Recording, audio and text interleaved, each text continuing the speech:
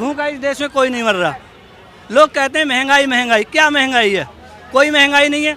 जिस काम के आदमी 500 रुपये लेता था, आज उस काम के साले कितने लेते हैं? 1500 रुपये लेते हैं। तो कहाँ की गरीबी है हमारे देश में? बताएंगे ये लोग कौन गरीब है? किसी पे गाड़ी है, किसी पे 10-10 मोटरसाइकिल हैं, किसी पे कार है, किसी पे बंगला। तो इस देश में, हमारे में, भारत देश में कोई गरीब नहीं है। कर्मों से ही गरीब बनता है मनुष्य।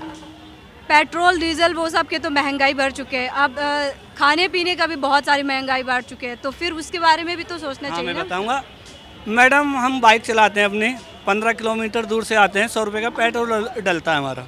हमें कोई दुख नहीं लगता, हम कमाते हैं ना, हम कमाते हैं तो हमें 100 रुपये भारी नहीं लगता। जो आदमी कमाएगा नहीं उसको तो रोटी भी बड़ी महंगी लगती है। कमाने वाले को कोई महंगा नहीं लगता। कमाई अच्छी होगी नहीं तो वो कहेगा बहुत अच्छा देश चल रहा है। को क्या लगता है कौन इस सरकार में बनेंगे? 2024 का जो इलेक्शन आ रहा है उसमें कौन सा सरकार बनेंगे? हम तो ये चाहते हैं मैडम जी कि हमारे कहने के अनुसार, देश के कहने के अनुसार मोदी जी को ही आना चाहिए।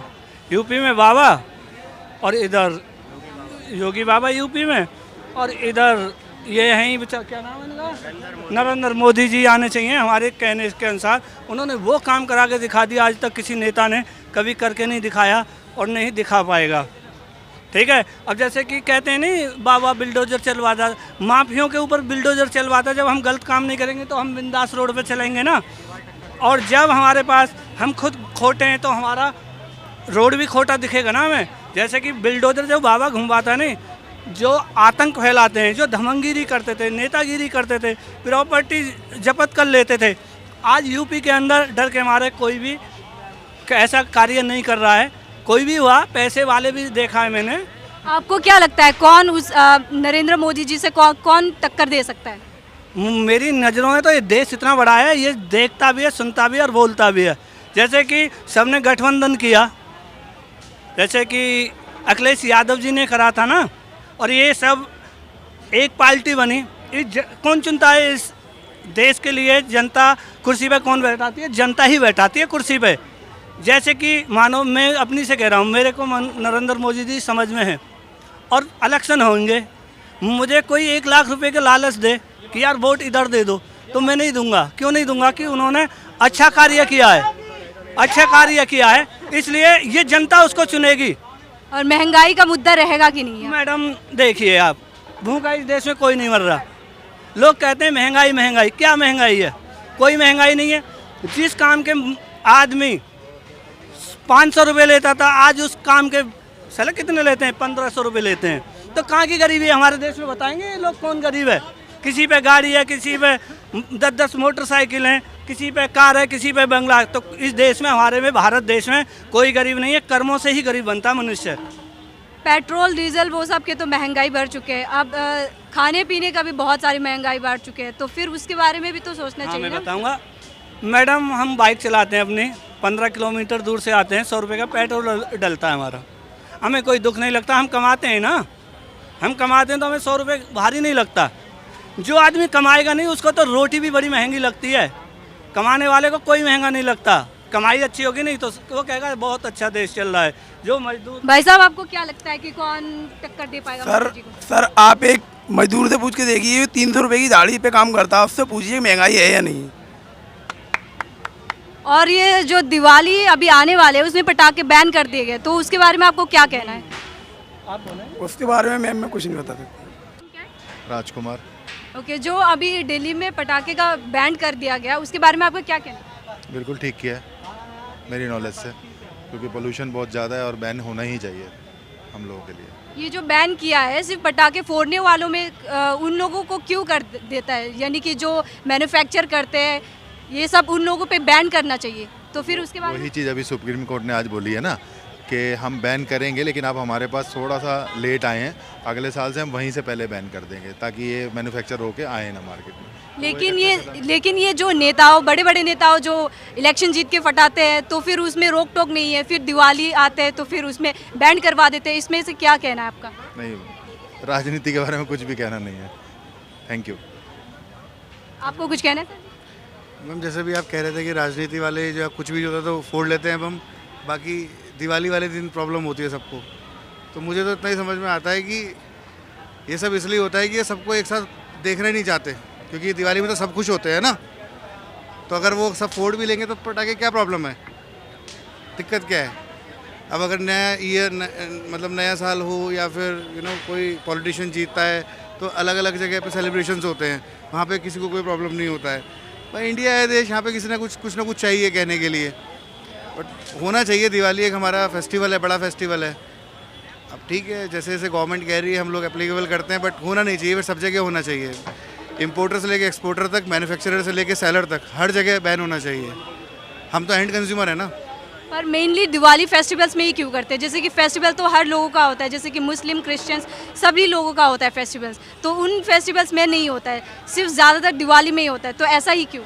वो ऐसा इसलिए है मैडम, अगर ऐसा नहीं करेंगे तो इन पॉलिटिशियंस की दुकानें कैसे चलेंगी?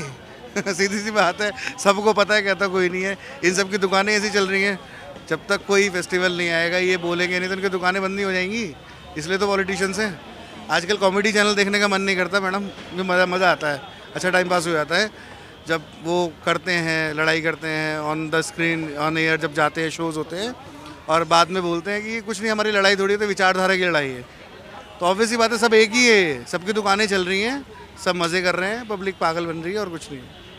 तो आपसे एक और सवाल है, जो अभी 2024 को इलेक्शंस आने वाले लोकसभा, तो उसमें आप कौन सी पार्टी को वोट देना चाहेंगे? मतलब मैं कभी भी किसी पार्टी को वोट नहीं देता, मेरे जो एरिया में जो बेस्ट कैंडिडेट होता है मैं उसे वोट करता हूँ, क्योंकि हम ना तो कोई प्रधानमंत्री खुद से चुनते, ना हमें कोई वोट मिलता है अधिकार कि हम प्रधानमंत्री को हम वोट देंगे। ये तो लोगों को झंडा दिखा देते हैं कि भैया ये जीतेगा या वो जीतेगा।